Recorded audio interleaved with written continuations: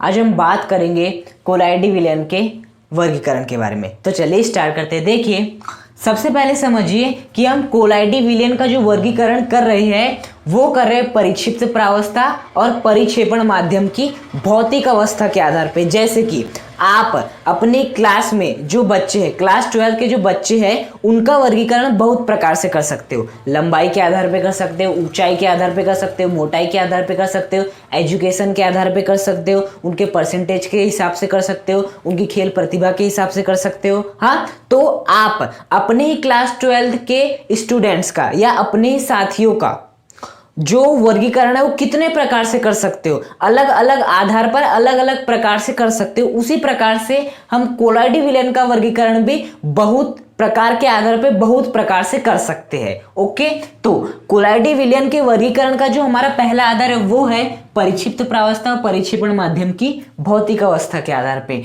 मतलब परिक्षिप्त प्रावस्था क्या होती है, यदि मैं आपको समझाना चाहूँ, जैसे कि ये क्या आपका कोई पात्र है, इस पात्र में क्या भरा हुआ है, आपका जल भरा हुआ है। तो परिक्षिप्त प्रावस्था क्या होती है? परिक्षिप्त प्रावस्था वह होती है जिसे हम परिक्षेपण माध्यम में मिलाते हैं। परिक्षेपण माध्यम में हम परिक्षिप्त प्रावस्था को मिलाते हैं। हाँ, तो ये क्या हो गया आपका परिक्षेपण माध्यम। जल एक परिक्षेपण माध्यम हो सकता है और इसमें हम बाहर से क्या मिलाने वाले, परिक्षिप्त प्रावस्था। जैसे विलयन में विलय विलायक होते हैं, विलय को विलायक में मिलाते हैं, उसी प्रकार से कोलाइडी विलयन में परिक्षिप्त प्रावस्था परिक्षेपण माध्यम होता है। विलय परिक्षिप्त प्रावस्था, विलायक परिक्षेपण माध्यम होता है। विलय में विलय को विलायक में मिलाते हैं, उसी प्रकार से परिक्षिप्त प्रावस्था को परिक्षेपण माध्यम में मिलाते हैं। इतनी बात समझ में आई। तो जो हमारा पहला आधार है कोलाइडी विलयन के वर्गीकरण का वो है परिक्षिप्त प्रावस्था और परिक्षेपण माध्यम की भौतिक अवस्थाओं के आधार पे। हाँ, भौतिक अवस्था कितने प्रकार की होती है? मुख्यतः 3, ठोस, द्रव, गैस, है ना। तो हम क्या है परिक्षिप्त प्रावस्था में आपके हमने ले लिया ऑप्शन ठोस, द्रव, गैस, ठोस, द्रव, गैस, ठोस, द्रव। ओके, उसी प्रकार से परिक्षेपण माध्यम में ठोस, ठोस, ठोस, द्रव, द्रव, द्रव, गैस, गैस। ओके, मतलब कि जो परिक्षेपण माध्यम है यदि वो आपका क्या हो, ठोस हो, मतलब यहां पर जो है वो आपका ठोस है, यहां पर क्या है आपका ठोस है। अब यदि मैं इस ठोस परिक्षेपण माध्यम में आपकी ठोस परिक्षिप्त प्रावस्था को मिलाऊं, मतलब बाहर से मैं ठोस में क्या मिलाऊं, ठोस मिलाऊं, तो उसे क्या कहेंगे, उसके एग्जाम्पल क्या है। यदि मैं यही वाले ठोस में, मतलब परिक्षेपण माध्यम वाले ठोस, परिक्षेपण माध्यम वाला ठोस है, यदि मैं ठोस में द्रव मिलाता हूं तो इसे क्या कहेंगे। यदि मैं ठोस में ही, क्योंकि परिक्षेपण माध्यम ठोस ही है, ठोस में यदि गैस को मिलाता हूं तो ये क्या बनेगा। उसी प्रकार से यदि मैं द्रव है, अब यहां पर आपका क्या भरा हुआ है, अब आपका यहां पर द्रव भरा हुआ है द्रव। अब यदि मैं द्रव में, ये परिक्षेपण माध्यम क्या होता है जिसमें हम मिलाते हैं, तो परिक्षेपण माध्यम द्रव है तो द्रव में हम मिलाएंगे। द्रव में यदि हम ठोस को मिलाएंगे तो क्या होगा। यदि हम द्रव में किसे मिलाएंगे, द्रव को मिलाएंगे तो क्या होगा। यदि मैं द्रव में गैस को मिलाऊंगा तो क्या होगा। मतलब कि देखो, यहाँ पर परिक्षिप्त प्रावस्था की भौतिक अवस्था लिख दिया मैंने और यहाँ पर परिक्षेपण माध्यम की भौतिक अवस्थाएं लिख दिया हूं मैंने। उसी प्रकार से यदि आपका परिक्षेपण माध्यम गैस हो और यदि हम, मतलब यहाँ पर अब आपकी क्या है, गैस है, यहाँ पर आपकी क्या है, गैस है। यदि मैं गैस में ठोस को मिलाता हूं तो क्या होगा, मतलब परिक्षिप्त प्रावस्था ठोस है, मतलब हम ठोस को मिलाएंगे, किस में मिलाएंगे, गैस मिलाएंगे। अब यदि आपका गैस क्या है, अभी भी है परिक्षेपण माध्यम जिसमें हम मिलाने वाले हैं, और परिक्षिप्त प्रावस्था क्या है आपकी, द्रव है। मतलब यदि हम द्रव को गैस में मिलाते हैं तो क्या होगा। अब आप सोच रहे होंगे हमने ठोस को ठोस में मिलाए, द्रव को ठोस में मिलाए, गैस को ठोस में मिलाए, ठोस को द्रव में मिलाए, द्रव को द्रव में मिलाए, गैस को द्रव में मिलाए, ठोस को गैस में मिलाए, द्रव को गैस में मिलाए, गैस में गैस को क्यों नहीं मिलाए। देख लो, ठोस को ठोस में मिला दिए, आपका ठोस को द्रव में मिला दिए, ठोस को गैस में मिला दिए, द्रव को ठोस में मिला दिए, द्रव को द्रव में मिला दिए, द्रव को गैस में मिला दिए, गैस को ठोस में मिला दिए, गैस को द्रव में मिला दिए, लेकिन गैस को गैस में क्यों नहीं मिलाए। ऐसा क्यों, वो क्यों नहीं हो सकता। क्योंकि देखिए, जो आपका कोलाइडी विलयन है वो कैसा मिश्रण होता है आपका, विषमांगी। वो कैसा मिश्रण होता है, विषमांगी मिश्रण होता है। और जब भी आप किस को मिलाते हो, गैस और गैस को मिलाते हो, तो वो एक विषमांगी मिश्रण नहीं बनाता, वो एक समांगी मिश्रण बनाता है। क्या बनाता है, समांगी मिश्रण बनाता है। और जबकि कोलाइडी विलयन कैसा है हमारा, वो है विषमांगी मिश्रण। यदि मैं गैस को गैस में ही मिलाता हूं, यदि मैं गैस को गैस में ही मिलाता हूं तो ये कैसे बनेगा, समांगी मिश्रण बनाएगा। और समांगी मिश्रण कोलाइडी विलयन होता है, नहीं होता है। हम केवल कोलाइडी विलयन के वर्गीकरण की बात करें तो यहाँ पर विषमांगी मिश्रण ही आएगा। इसलिए जब हम गैस को गैस में मिलाते हैं तो समांगी मिश्रण बनने के कारण हम यहाँ पर अध्ययन गैस को गैस में मिलाने वाला नहीं करते। बात आई समझ में। तो जब आपकी परिक्षिप्त प्रावस्था ठोस हो और आप उस ठोस को ठोस में मिला रहे हो, जब आपकी परिक्षिप्त प्रावस्था जिसको मिलाते हो ठोस, परिक्षेपण माध्यम जिसको मिलाते हो ठोस में मिला रहे हो, तो इस प्रकार जो आपका कोलॉइड बनेगा वो क्या बनेगा, ठोस सॉल्ट। मतलब कि आपने परिक्षिप्त प्रावस्था के रूप में क्या ले लिया, ठोस ले लिए। ये क्या है आपका ठोस है, परिक्षिप्त प्रावस्था के रूप में आपने ठोस ले लिया, और यहाँ पर भी क्या है आपका ठोस है। तो जब आप ठोस को ठोस में मिलाओगे तो जो आपका कोलॉइड बनेगा, कोलॉइडी विलयन बनेगा, उस कोलॉइडी विलयन को क्या नाम देंगे, ठोस सॉल्ट नाम देंगे। उदाहरण के लिए आप रत्न, यदि आप रत्न पे कभी गौर करोगे तो जो रत्न होते हैं उनमें क्या करते हैं, जो आप हाथों में पहनते हैं ना, हाथों में कुछ इस प्रकार की अंगूठियां पहनते हैं, उनमें रत्न होते हैं, लाल रंग के, पीले रंग के, हरे रंग के पहनते हैं ना। तो उसमें क्या रहता है, हम जो लाल रंग देखते हैं ना, वो लाल रंग कोई पेंट नहीं होता, वो लाल रंग का एक पत्थर होता है। वो लाल रंग का एक पत्थर होता है जिसे हम वो अंगूठी में डाल देते हैं। किस में डाल देते हैं, अंगूठी में डाल देते हैं। मतलब कि ये क्या हो गया आपकी, ये आपकी अंगूठी है। हाँ, ये अंगूठी का ये लाल लाल हिस्सा है, ये आपकी अंगूठी हो गई जिसे आप हाथ में पहनोगे, और उसका लाल लाल क्या हो गया, हिस्सा हो गया। तो ये जो होता है ना आपका लाल वाला हिस्सा, मैं ऐसा बोल सकता हूँ ये आपका पत्थर रहता है। क्या रहता है, पत्थर रहता है, ठोस जैसा रहता है। इसमें हम क्या कर देते हैं, बाहर से लाल रंग का और पत्थर मिला देते हैं, लाल रंग का पत्थर मिलाते। कुछ लोग सोचते होंगे लाल रंग का पेंट करते, ना जी, लाल रंग का पेंट नहीं करते। जो आपका पत्थर ये जो रहता है, ये आपका पत्थर रहता है, इस पत्थर के अंदर लाल रंग का पत्थर कर देते हैं, जिससे आपका लाल रंग का क्या बन जाता है, जब हाथ में पहनते हैं, हाँ, लाल रंग का रत्न बन जाता है। उस लाल रंग के रत्न को सेट कर दिया जाता है और आप उसे हाथ में पहन सकते हो। हाँ, तो वो किसका उदाहरण हो गया, ठोस सॉल्ट का एग्जाम्पल हो गया।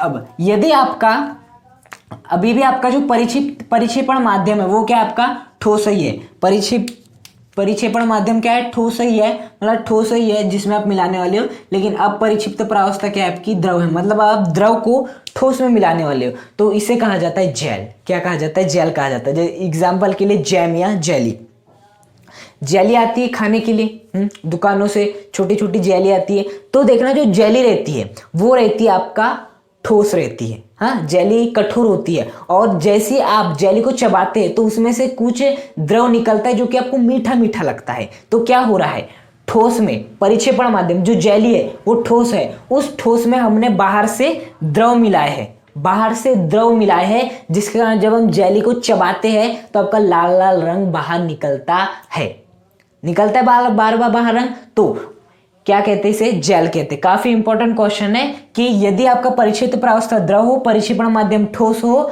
तो यह खालिस्तान प्रकार का कोलॉइड कहलाता है। तो आपको लिखना पड़ेगा जेल।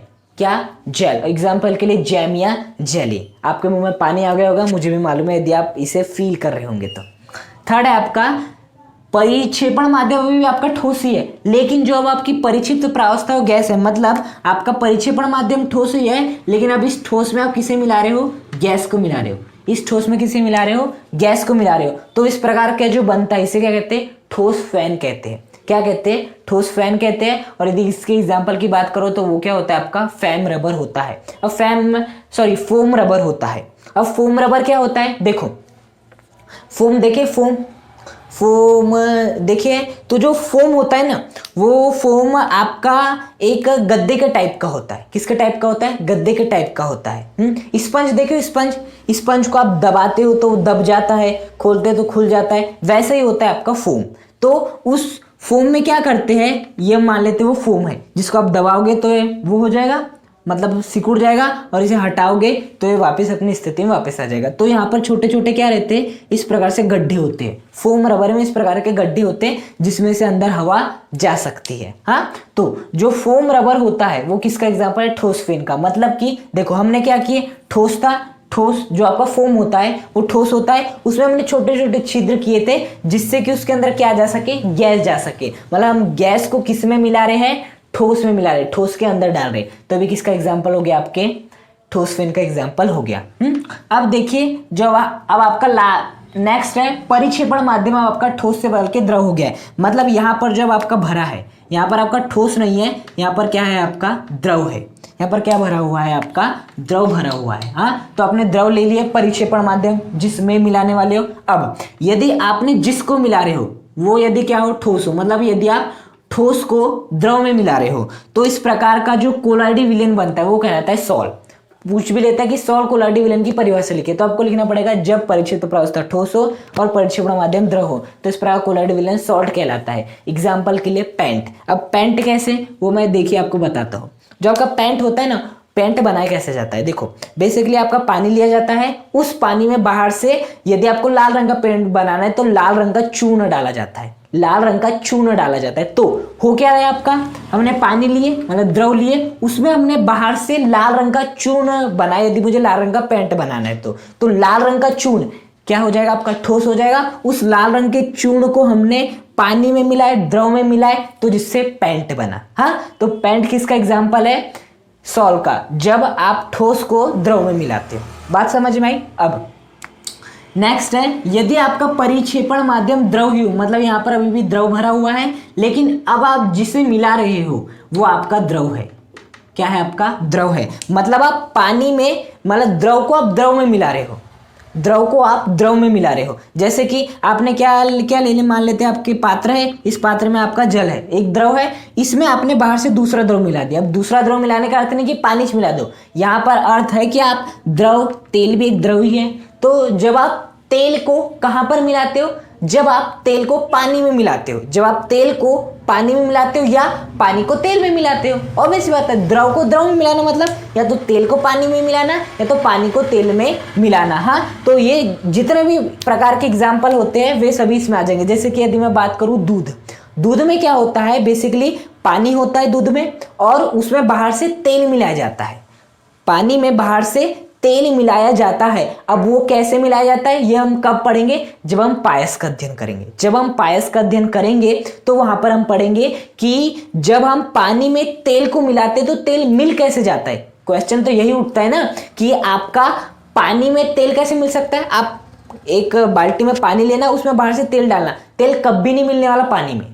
लेकिन दूध में ऐसा होता है, दूध में जो पानी होता है पानी में तेल मिल जाता है बाहर से। तो कैसा होता है वही हमें सीखना है जो कि हम पायस में पढ़ेंगे। लेकिन अभी यहाँ पर हमारा क्या उद्देश्य है, यहाँ पर समझना है कि पायस किसे कहते हैं। जब आपका परिक्षिप्त प्रावस्था भी द्रव हो और परिक्षेपण माध्यम भी द्रव हो तो इसे कहते हैं पायस, जिसका एग्जाम्पल होता है आपका दूध।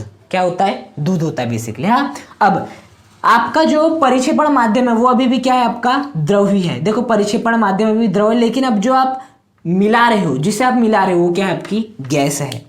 मतलब अब आप पानी में गैस को मिला रहे हो, मतलब आप द्रव में, ये जो आपका द्रव है उसमें बाहर से गैस को मिला रहे हो। तो इस प्रकार का जो आपका कोलाइडी विलयन बनता है उसे क्या कहते हैं, फोम कहते हैं। हाँ, आपको एग्जाम में पूछता है कि फोम किसे कहते हैं, तो आपको लिखना पड़ेगा यदि परिक्षिप्त प्रावस्था गैस हो और परिक्षेपण माध्यम द्रव हो तो इस कोलाइडी विलयन को कहते हैं हम फोम कहते हैं। एग्जाम्पल के लिए झाग, झाग होता है साबुन का झाग। हाँ, साबुन का झाग, जब आप अपने हाथों पर साबुन लगाते हैं तो झाग बनता है। वो झाग में होता क्या है, बेसिकली उसमें होता है पानी होता है और उस पानी में गैस भरी रहती है। देखना, जो आप जब भी नहाते हो अपने हाथों को साबुन लगाते हो तो झाग बनती है, उस झाग को फूंक मार के देखना कभी वो उड़ जाएगी। क्यों, क्योंकि उस झाग के अंदर गैस भरी हुई है। हाँ, बेसिकली झाग ऐसी बनती है। आप साबुन पकड़ना और जो आपके हाथ है उसको आपने पानी से नहीं भूगे और उसमें साबुन रगड़ के देखना, झाग बनने ही नहीं वाली। झाग तभी बनती जब आपके हाथों में पहले से पानी मौजूद हो। यदि आपके हाथों में पहले से पानी मौजूद है या पानी आपने लगा लियो उसके बाद साबुन को लगाते हो तो झाग बन जाएगा। लेकिन यदि पानी ना हो आपके हाथ में, एकदम सूखा हाथ और उसमें साबुन रगड़ना, कभी झाग नहीं बनने वाली। क्योंकि झाग में होता क्या है, झाग में बेसिकली पानी होता है और उसमें बाहर से गैस भरी हुई होती है जो साबुन का झाग होता है। तो वो किसका एग्जाम्पल है, फोम का। मतलब फोम किसे कहेंगे, जब आप गैस को द्रव में मिलाते हो। ओके, अब परिक्षेपण माध्यम ठोस था वो भी देख लिए, द्रव था वो भी देख लिया। अब यदि परिक्षेपण माध्यम गैस हो, मतलब यहां पर आपकी क्या भरी हो, यहां पर आपकी गैस भरी हो। हाँ, तो यदि हम गैस में बाहर से किसे मिलाएं, ठोस को मिलाएं।